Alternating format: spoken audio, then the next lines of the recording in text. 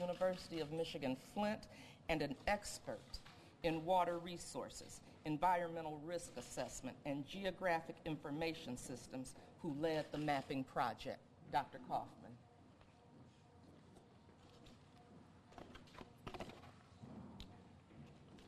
Thank you, Mayor Weaver. I appreciate your introduction and your partnership with the University of Michigan Flint to complete this project. As Mayor Weaver indicated, I directed the research project done by the Geographic Information Systems Center at the University of Michigan Flint to identify the location of lead pipes in the city. Before we go further, I would like to offer a few thank yous because this type of endeavor takes a whole team to deliver. First, I would like to thank Chancellor Susan Borrego and Provost Doug Kinnair, who were instrumental in providing financial support and streamlining the hiring process so we could complete this research in a matter of weeks. Next, I must truly acknowledge the hard work done by Troy Rosenkrantz, the GIS Center manager who supervised the day-to-day efforts of the GIS Center team.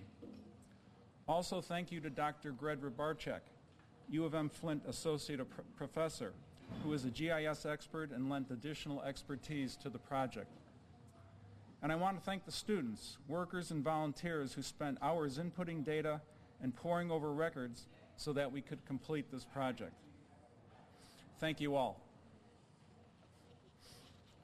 This project came about when the University of Michigan Flint approached the city in October 2015 to volunteer the services of its Geographic Information Systems Center to map the city's service pipes and identify the types of pipes used from the data the city had compiled. The city formally agreed to the project on January 7, 2016, and the full team of 10 researchers and assistants were assembled and began work on January 18th. We completed our work in about a month.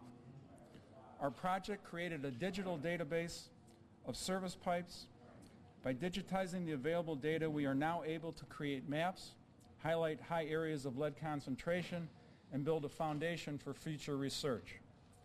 Previously, this information was available only on handwritten notes, paper maps, and scanned images, all of it compiled from work done by the city up until 1984. This project is a complete mapping of all the available service pipe data on 56,000 homes and businesses in the city of Flint.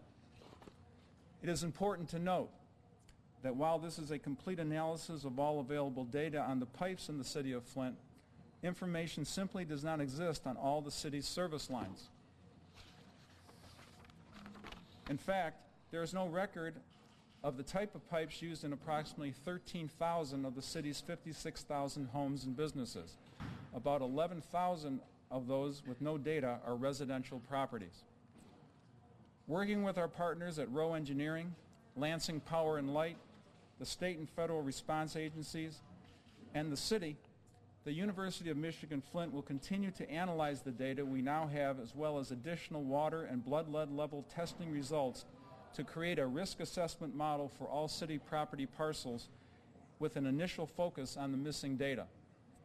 Our goal in doing this research was to assist the city and give it the best data possible so it can go forward fully equipped with information needed to replace lead service lines in Flint and ultimately make this city's water safe again. To summarize the findings of our research, the number one indicator that a property would have lead was the age of the structure on the property.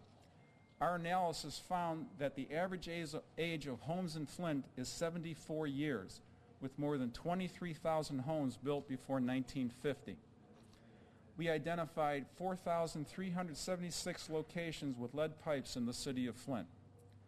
Based on additional analysis of the data, including those areas for which records were incomplete, our team estimates an additional 4,000 plus service lines in the city also contain lead. So ultimately, what our research supports is an estimate of at least 8,000 homes and businesses in the city of Flint being fed with lead pipes. Here you can see on these maps exactly what our research found. The first map shows the entire city. As you can see, there are lead pipes being used throughout the city, represented by the red dots. The next map, further right, shows a close-up of one neighborhood on the northwest side of the city with a high concentration of lead service lines. Looking at this geographic scale, you can also see how we can make inferences about parcels with missing service line information to create our estimate of 8,000 lead service lines in the city of Flint. Again, we hope that this research and information will help to provide solutions for the city of Flint. We believe this research is a key step toward identifying and removing the problem of lead pipes in the city. And with that, I would also like to make a personal observation. As the events here and in other cities clearly demonstrate, it would be more productive and protective of public health for agencies to conditionally accept findings about water quality reported by citizens and scientists. Then we could jointly explore the data and perform research to confirm the true situation. I will be happy to answer questions at the end of the press conference, but first I would like to introduce you to Chancellor Susan E. Borrego.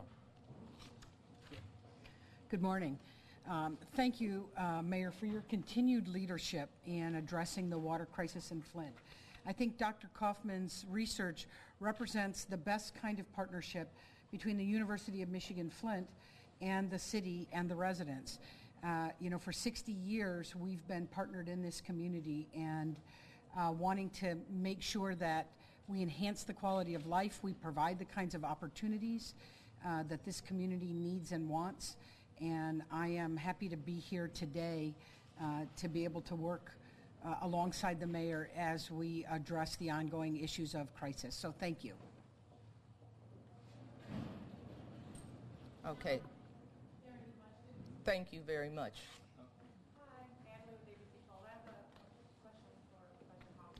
Come on. I remember last time when we were checking up on this, you were talking about the places that were marked with that they probably had lead service lines, that you said that you would recommend going to those places first. Is that still part of the recommendation, or has that changed? No, we want to go to the places where on the maps there was an indicator that there was lead.